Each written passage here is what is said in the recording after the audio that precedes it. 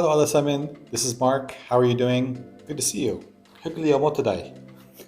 um, Today I'm using a different mic, so I hope you can hear me okay. I realized my voice is actually pretty low, right? So it tends to get lost in the background sometimes when I talk. My sister used to say that my voice, well, she still says this, my voice is just at that one pitch where it blends into the background sound and it's really hard to hear when I'm talking. But this is my voice, can't help it, and that's who I am. Today, I was going to talk about why I picked Norwegian as a language to learn.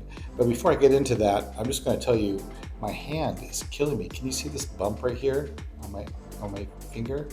It's not on this hand, it's right here.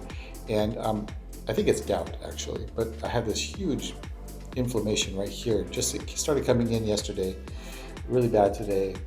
Probably be gone in like 2 days, but today it's really painful. I can't even close this hand at all. That's as far as it goes, and it hurts a lot. So thought I'd share my pain with you. You're welcome. But besides that, everything's going well. So why Norwegian? Why did I pick the Norwegian language to learn? There's a few reasons. One of them is Norway is a really interesting country, and the more I learn about Norway, the more interested I become in understanding its culture, the society. It's a really progressive country. And if you look at any of those top 10 lists of countries around the world, the happiest country, the most, the best healthcare, the best education, the best blah, blah, blah, Norway is always in the top 10, if not number 1 or 2. And all those Scandinavian countries like Denmark, Finland, Sweden, they all kind of have that reputation of being really progressive, really socially conscious countries. So that's one of the reasons I thought Norwegian would be interesting to learn, because Norway as a country is very interesting.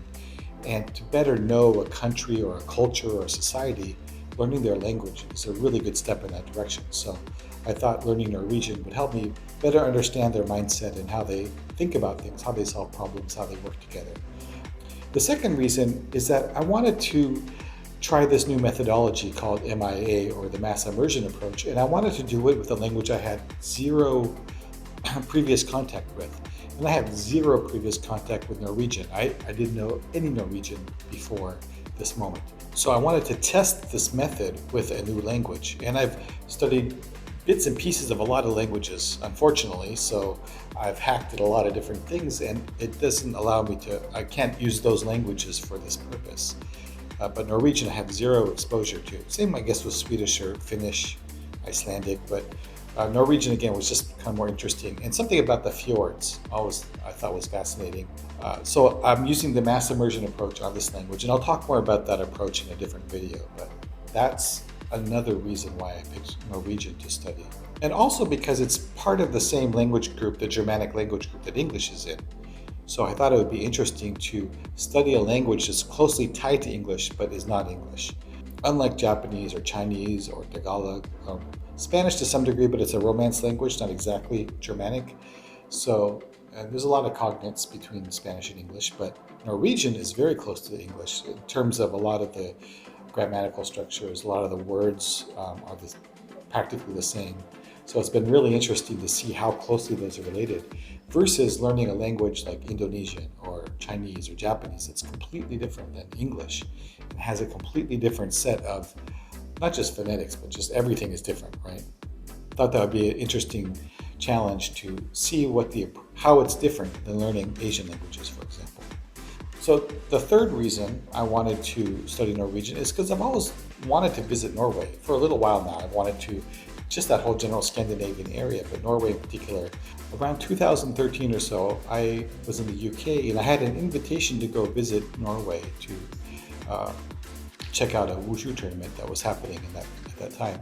And I really wanted to go, but I just couldn't swing it then. But ever since then, this bug has been in my brain about visiting Norway, going to Oslo.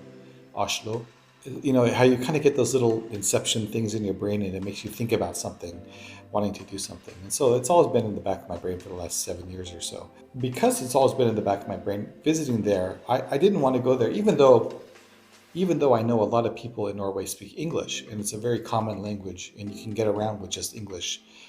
I felt that learning the language is a sign of respect to the place that you're going to visit. You should learn at least a little bit. So every time I visit a country, I try to learn a little bit. I went to Haiti, I learned a little bit of Haitian Creole.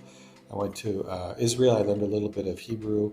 I went to Mongolia. I learned a little Russian, but not really that much. But I always try to learn a little bit of the language so that I could at least show the effort of trying to understand the culture and the people. So if I'm going to go to Norway, I want to make sure I can speak the language, even though, especially in this case, it's not required to visit Norway to learn the language. You can visit and be a tourist in Norway knowing just English perfectly fine. But how much more special is it if you go to Norway speaking Norwegian when you don't really need to? Right? That shows an effort and an intention there, right? The fourth reason was, at the end of the day, I had a lot of different languages I was considering, but at the end of the day, you just have to pick something. So I could have gone with a lot of other ones that I was interested in, but at the end of the day, I picked Norwegian. And it might seem a strange choice for some of you, but at the end of the day, it's just an individual choice of what language do you want to learn, and whatever personal reasons or inclinations you have towards that, that's the reason you do it. So I picked Norwegian.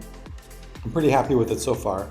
And I think we're going to probably try and visit Norway in 2022. So that's 2 years from now. Just go visit for a trip and see what it's like. Maybe get up to the north and get down to the south, the east, the west, like Bergen and Trondheim, and maybe Tromsø and Oslo. Just kind of visit those four main cities there and just check it out and see what it's like. But before I do that, I want to have studied for 2 years so I can get up to a certain level of conversational ability when I get there. I'm going to talk a little bit more about the struggles of learning Norwegian and the easy parts and the difficult parts, at least for me. And I'll talk about that a little bit more. My intention with the channel, at least, you saw probably my 1 month progress video. If you didn't see that, then I'll put it up. I'll put a card up here. So there's a little white thing that comes out in the corner. Let's see, you're watching it. So it's probably here. Maybe it's here. I don't know. It's up there somewhere. In that video, I don't really talk in Norwegian except for a couple phrases, but I'm going to try and speak more in those videos, and I'm going to do them at more of a specific interval. 7-week mark, and I think again at the 9 or 10 week mark, the 12-week mark, and maybe the 15-week mark. Hey, Mark, I'm the 15-week mark. So it's been about 6 weeks so far. So next week, I'm going to do a progress video. And it's really just to see for myself in the future what progress I've made. Because a lot of times when you study a language, it can be a little disheartening and you realize, oh, I haven't been making any progress, and you feel like you're wallowing in a low level. But in actuality, you've been making progress, you just don't realize it. So by reflecting back on where you were a few weeks ago or a month ago or last year, you can see that progress. And it's can be motivating, but it also can be instructional for yourself and maybe inspirational for people watching the video, realizing that they're in the same boat as you and they're also struggling with learning the language. So that's the idea. You can look for that in the future. But today I just wanted to share the reasons I'm studying Norsk. And I think tomorrow maybe I'll talk a little bit more about the method of studying, the MIA, and kind of discuss it in general. There's a lot of detailed information about that method, but I'll just give you sort of the general overview tomorrow. But that's it for now. If you have any questions, please ask in the comments below. I'm happy to answer anything you want to know. In the meantime, I hope you're all doing great. Have a wonderful rest of your day. Take care of yourselves. Ha det bra. Bye.